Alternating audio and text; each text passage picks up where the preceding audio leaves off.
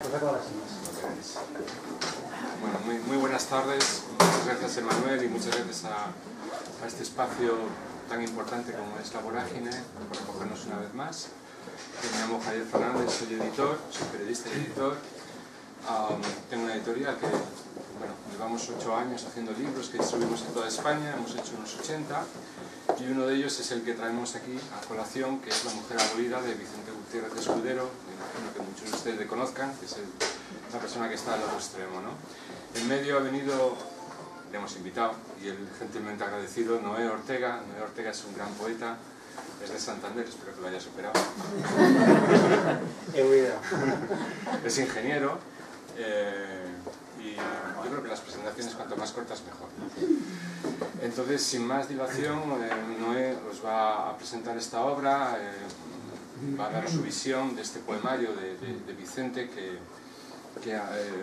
bueno, yo le invité a él a publicarlo con nosotros, puesto que nosotros editamos un libro resumen de 2 obras de La Vorágine que se llamaba Voces del Viento Sur. Ahí estaba Vicente y a mí me gustaron especialmente los poemas de él y bueno, lo comentamos. Él generosamente realmente nos ofreció 15 años de trabajo, que es lo que condensa este libro. Hay muchos materiales, muchas formas de escribir y desde mi punto de vista particular yo creo que es un libro que tiene un aliento poético que a mí me gusta mucho, aparte de los conceptos y de las técnicas que él utiliza, ¿no? Y sin más dilación le doy paso a Noé para que nos explique mucho mejor que yo lo que es el libro. Muchas gracias, Javier. Yo lo primero daros mi agradecimiento también a Vicente y a Javier por haberme invitado y a La Vorágine por recogernos además aquí. Y me sumo a lo que comenta Javier sobre el libro. Lo primero que quería resaltar es eso, que es una obra torrencial, enorme. Recoge 15 años de trabajo de Vicente. Yo creo que simplemente por eso ya se trata de algo inédito. Si hablamos de poesía, es muy difícil encontrar un libro de poemas de esta extensión y que ha sido gestado durante tanto tiempo. Tiene más de 200 páginas, lo que da una idea de lo que puede ser la ambición del proyecto que subyace a este libro. Y bueno, además sí que también a nivel personal, Vicente y yo nos conocimos, no sé si fue en el año 2002 o 2003, hace 15 o 16 años, y de alguna manera también he ido viendo crecer este libro. Recuerdo en la cafetería del Inter, pues Vicente comentándome lecturas, algún poema que había leído, que había comenzado a redactar, la lectura de los primeros manifiestos de Luca y de Dolphy Trost, y puedo decir que presencié un poco el nacimiento, la gestación de este libro, así que para mí también es bastante especial poder presentarlo hoy. Hay fotos nuestras de aquella época que espero que no salgan a la luz hoy. A nivel general es un libro torrencial, incluso para alguien como Vicente, que ya de por sí es bastante prolífico. Tiene la virtud, bajo mi punto de vista, de que es enormemente enunciativo, propositivo, aporta muchísimas cosas a nivel discursivo. Luego veremos que convergen muchos tonos diferentes, muchas voces en este libro, pero a nivel discursivo, a nivel poético, a nivel de experiencias que relata, ahí está trufado de hallazgos. Y es un libro que, como digo y como ya podéis adivinar por todo este tiempo que ha ido fraguándose, es un libro orgánico, podríamos decir, un libro unitario. Luego volveremos a este adjetivo de unitario. Y también, como le gusta decir a Vicente, rizomático. Yo voy a hablar de algunos aspectos que me parecen importantes del libro, pero realmente se podrían decir muchas cosas, y creo que en este caso es cierta esa afirmación de que en el caso de La Mujer Abolida el centro está en todas partes. Podrías partir de cualquier punto y llegar a la totalidad de lo que pretende, ¿no? Lo último a nivel global que quiero decir, y por lo que me parece también interesante, es que creo que es un libro que aglutina como ningún otro de Vicente todos los registros poéticos de los que es capaz, o más bien que ha venido cultivando estos años. ¿A qué me refiero? Pues incluye escritura automática, que quizá alguno conocéis ya las obras de los collages poéticos que realiza Vicente a menudo. También incluye algunos poemas de un tono más cercano al realismo sucio, que hace muchísimos años Vicente también estuvo ahí. Experimentación poética pura, algunos poemas que son medio manifiestos, medio poemas, etcétera, etcétera. Entonces, un libro extremadamente rico en todas sus facetas. Quisiera comenzar poniéndolo un poco en perspectiva, simplemente para entender de dónde surge y por qué articula lo que articula en sus páginas, ¿no? Por resumirlo muchísimo, porque lo importante no es lo que yo pueda decir aquí, sino lo que va a leer él después. El punto de partida es que el mundo en el que vivimos no está a la altura de nuestros deseos, por decirlo de una forma muy resumida, y además incidiendo en el punto de los deseos. El sistema económico, político, social en el que vivimos, nuestro entorno, nos lleva a lo que podríamos denominar más bien una supervivencia más que una vida que anhelamos y que deseamos vivir a otro nivel de intensidad completamente diferente. Un mundo distópico, podríamos decir, pero como en toda discusión sobre la utopía y la distopía, siempre depende a quién preguntes. Y realmente aquí sí que quería mencionar una frase de Guy Debord, de La sociedad del espectáculo, que luego volveré sobre ello porque es uno de los puntos de anclaje de este libro, una de las referencias claras de Vicente. Guy Debord, retomando un poco la vieja crítica del marxismo y demás, y el análisis que realiza, decía que en la historia ha habido, en la historia reciente, dos sujetos revolucionarios, la burguesía y el proletariado. Y lo que sucede es que el sujeto revolucionario que ha conseguido llevar a cabo su revolución de forma satisfactoria ha sido la burguesía, y del lado del proletariado ha caído la derrota. Es verdad que, nos guste o no, el capitalismo puede ser visto, creo que en el fondo lo es, puede ser visto como una utopía, y en ese sentido es una utopía realizada. Pero nunca será, ni puede ser nuestra utopía. Es la utopía de otros. Y aquí es donde se produce lo que podríamos denominar el grado cero del conflicto, el primer punto de conflicto del autor con el mundo que le rodea. Y esta derrota, es importante decir que se produce también en dos planos. En el plano material, el de siempre, el de todo análisis político convencional, pero también en el plano mental, y en eso incidieron mucho también los situacionistas de los que Vicente recoge el legado. En el plano mental nos referimos a lo que saben llamar a veces capitalismo de espíritu, que no sería más que la forma en la que se nos inoculan una serie de deseos, se nos imponen unos modos de comportamiento, unas formas de relacionarnos con los demás, unas limitaciones a nuestras libertades, etcétera, etcétera. A partir de aquí, y de esta dualidad de alienación en el plano material y en el plano mental, es necesario emprender un proyecto de reconstrucción de la propia vida. Y yo creo que eso es muy importante recalcarlo.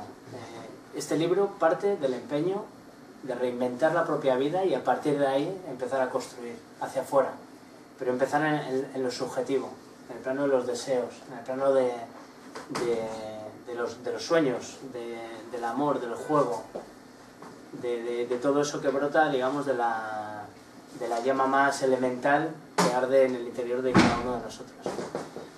Esto hay personas que lo ven como una banalidad. Bueno, vale, en lugar de dedicarte a las cosas serias y a afiliarte a un partido y a tratar de cambiar el mundo como hay que hacerlo, te dedicas a tu disfrute personal. Yo creo que esto no es así.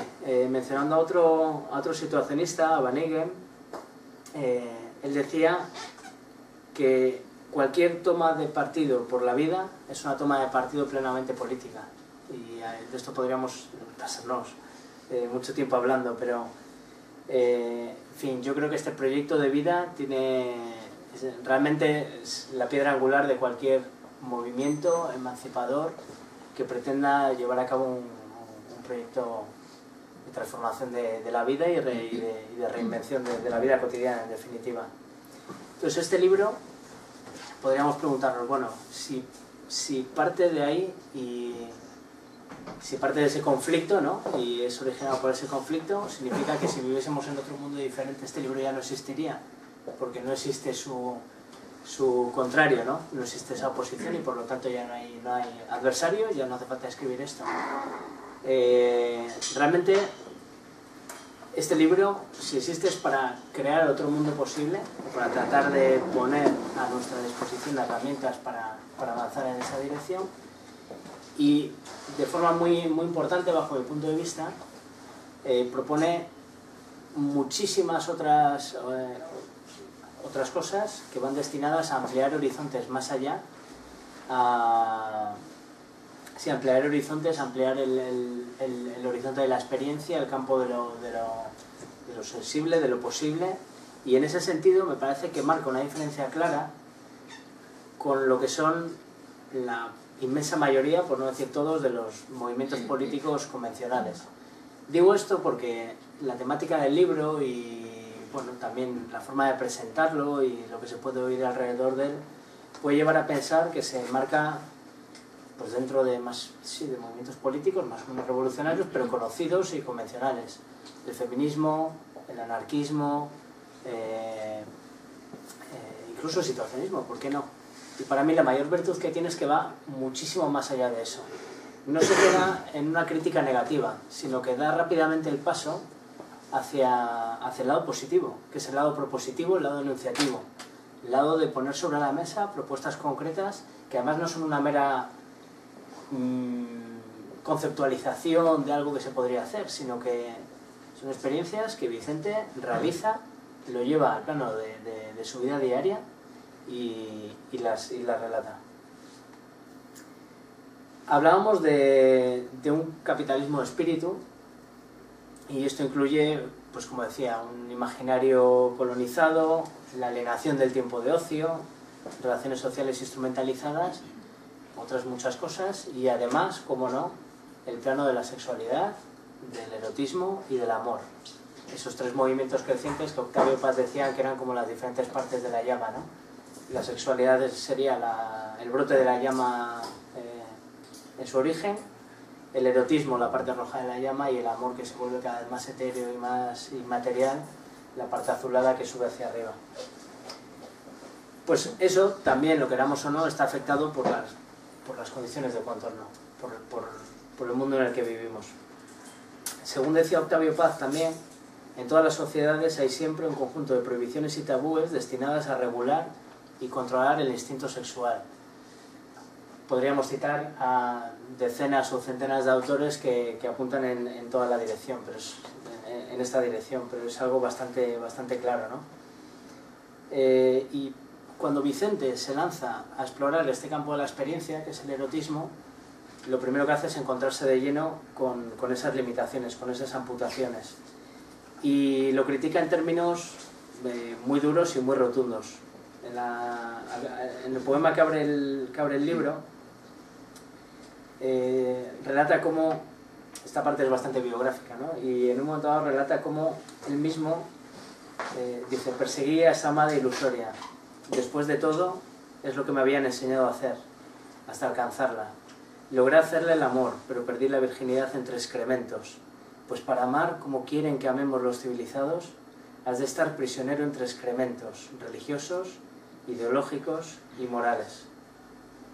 Él habla mucho en este poemario, a lo largo de todo él, menciona mucho a los salvajes civilizados, por ejemplo. Es una forma de decir cómo esta civilización tiene un lado, a veces parece que es ultrarracional, pero también contiene un lado de racionalidad que va bastante contra natura, porque va en realidad contra muchos de nuestros deseos, y en ese sentido es una civilización a veces más cercana a lo salvaje que a lo que Vicente entiende por civilizado, ¿no?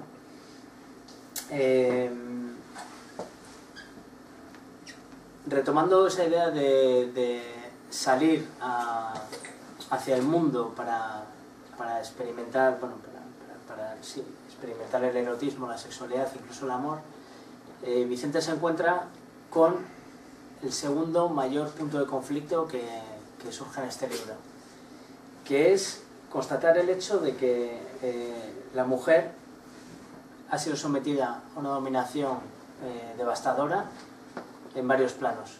En el plano más físico, material, incluso corpóreo, pero de forma más importante, es decir, al igual que cuando hablábamos del capitalismo y decíamos que hay una alienación material y una alienación en el plano mental, más importante todavía y más grave que la dominación de la mujer en el plano físico es todo el aparato de dominación simbólica que la ha sepultado durante más de un siglo. Y esto se ve sobre todo en la primera mitad del libro. Vais a ver, cuando Vicente lea los poemas, que hace mucha referencia a los excrementos, a todas las capas de ideología, mistificación,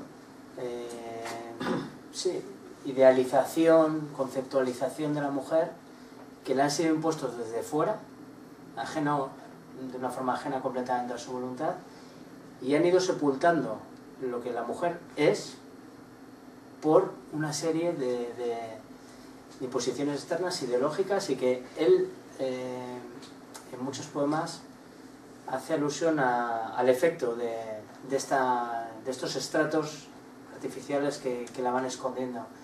Y es que la amada se vuelve cada vez más inalcanzable, más etérea, más inmaterial, o sea, frente a la materialidad frente a la materialidad de la mujer, a veces hace referencia a la antimateria que crea esta ideología, ¿no? La fantasmagoría de esta mujer real, creada por todo este aparato, y que impide precisamente conocerla, para él, para el autor, conocerla en su verdadera naturaleza. Entonces se da, por un lado, esta consecuencia terrible de no poder alcanzar a la persona amada por esta sensación de irrealidad o de carácter etéreo, y por otro lado, en bastantes poemas menciona un efecto complementario, colateral, que es cómo él percibe que la propia mujer, frente a esta agresión que le viene del exterior, se vuelve huidiza y se recluye en la fortaleza de su propia intimidad. Como dicen los japoneses, solamente somos dueños de nuestro silencio. Creo que la frase es algo similar. También qué triste, ¿no? Que nos hayan desposeído de todo y solo nos quede el propio silencio. Pero bueno, es un poco, en esos poemas se articula un poco esa idea. También la frustración de no poder establecer relaciones auténticas entre personas por este doble efecto de ocultamiento y de defensa propia de la mujer que se revuelve y se aísla en su propia intimidad. Tengo por aquí apuntada una cita. Sí, simplemente 4 versos ahí en un poema determinado dice que he ahí la doble paradoja de su desaparición de la mujer, la de los signos que la adornan para no designarla y la de su eterna impenetrabilidad. Ya son poemas bastante largos, cada uno contiene muchas ideas, pero yo creo que en varios de los que leas después se va a ver esa idea.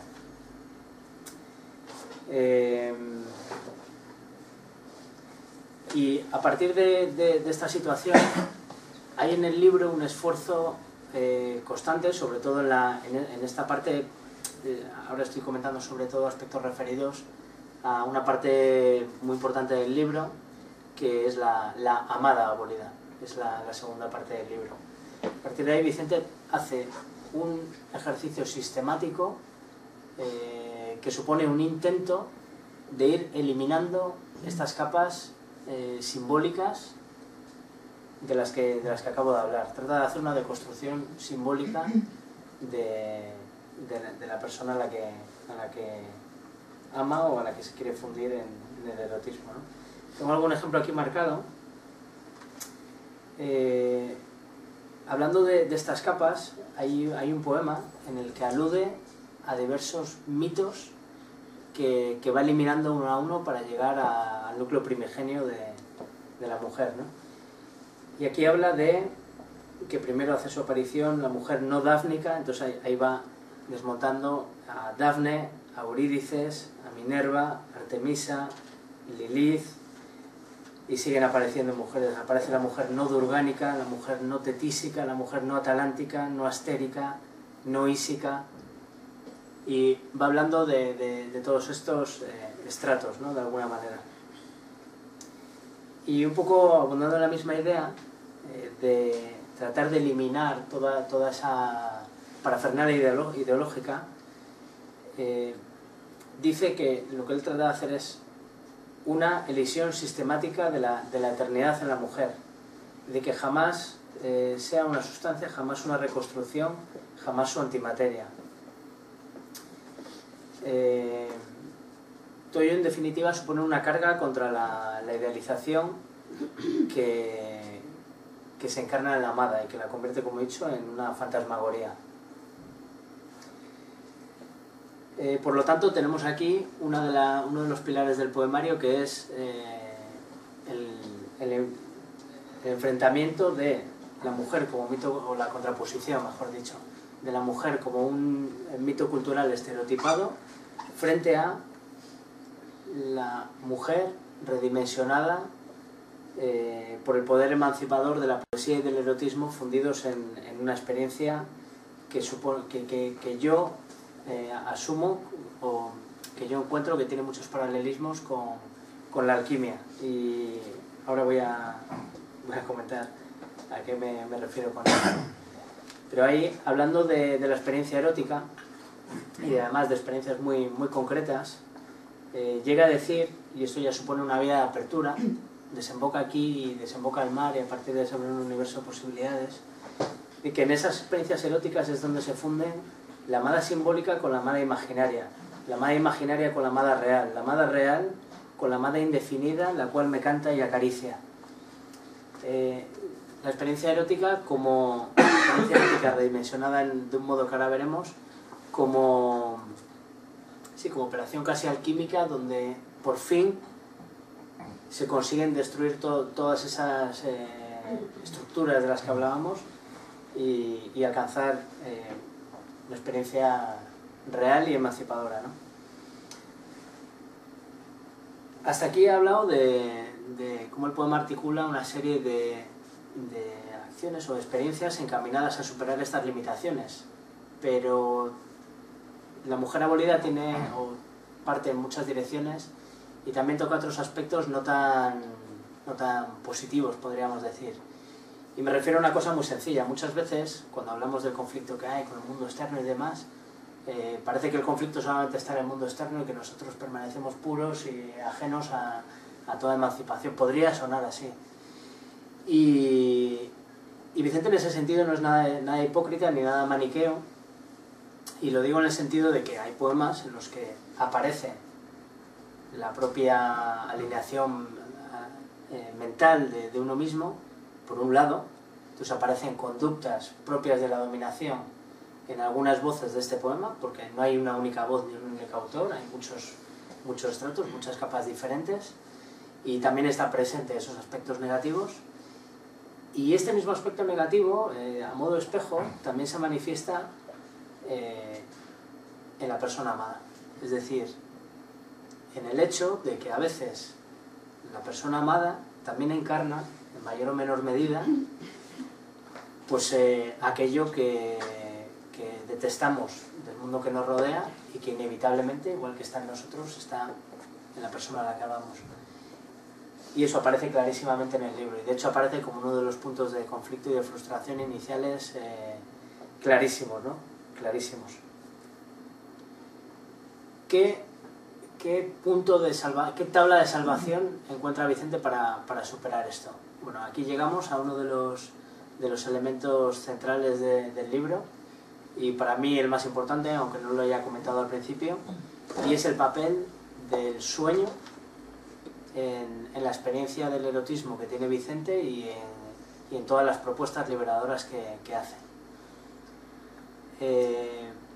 Pondré dos ejemplos muy sencillos que además están en el primer poema, pero lo atraviesan el libro casi hasta el final.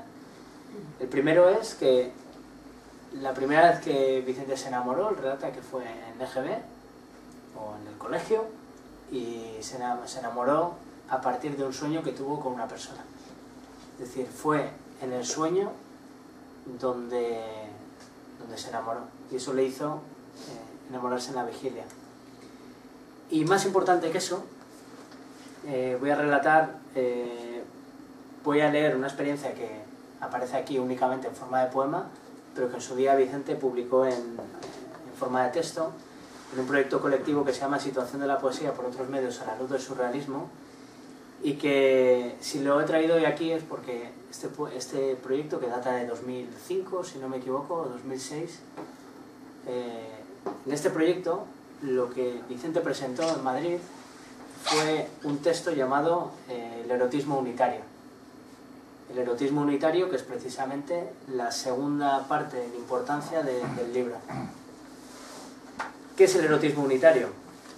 Y ahora vuelvo a la experiencia.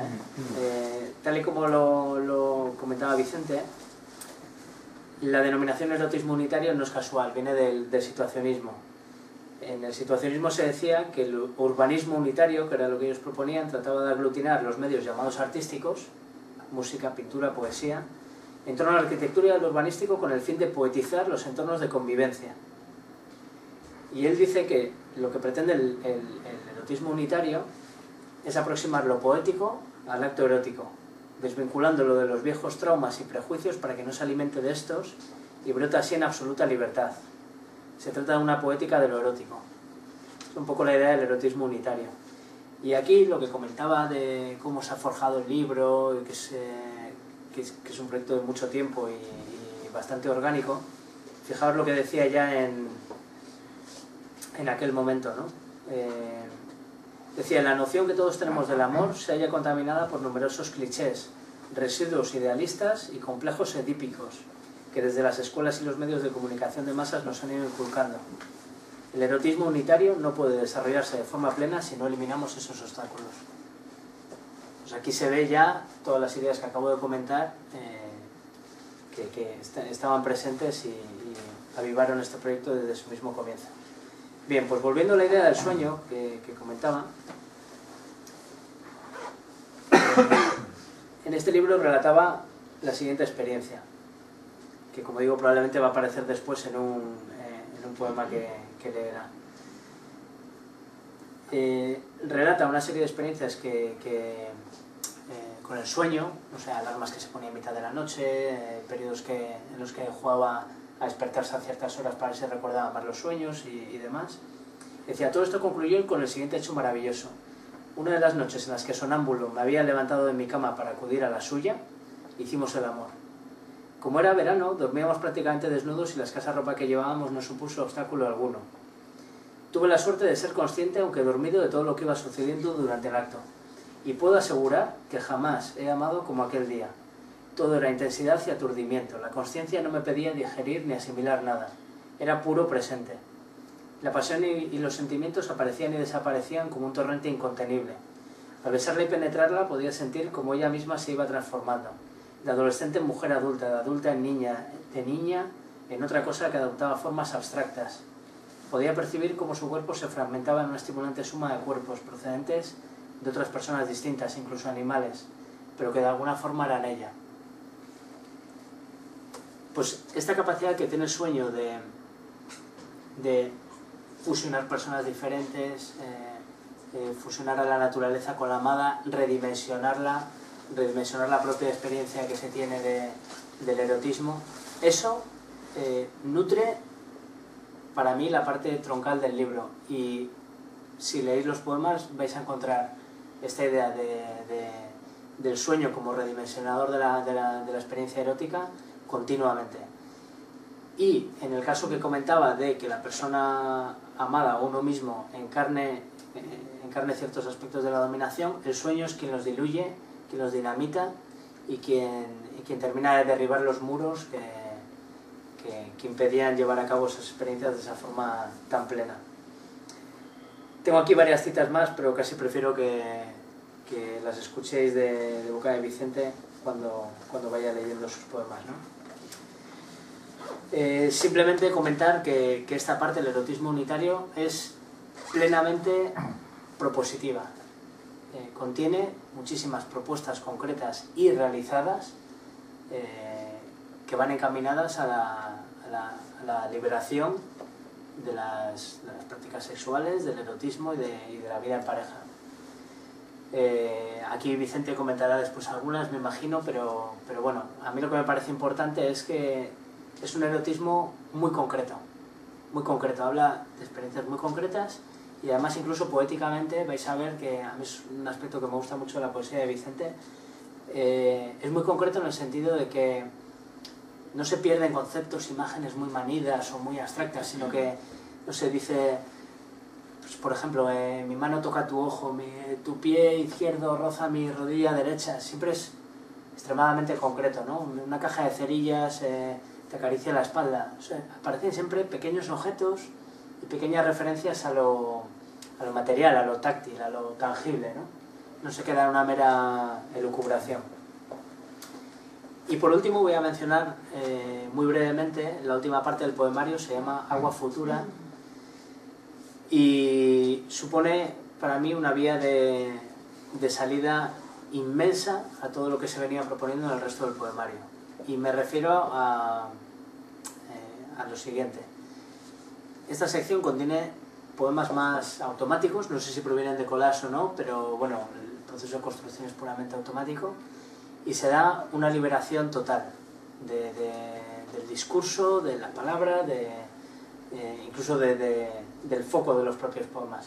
Si todo el resto del libro había sido a veces más discursivo, más programático, más, en otras ocasiones, pues como digo, más de experiencias concretas, al final el propio lenguaje se desata de toda atadura, de todo límite y abre por completo el campo de lo posible, el campo de las imágenes. Es como un líquido que destruye sistemáticamente el recipiente en el que se le trata de retener, ¿no? de colocar. Y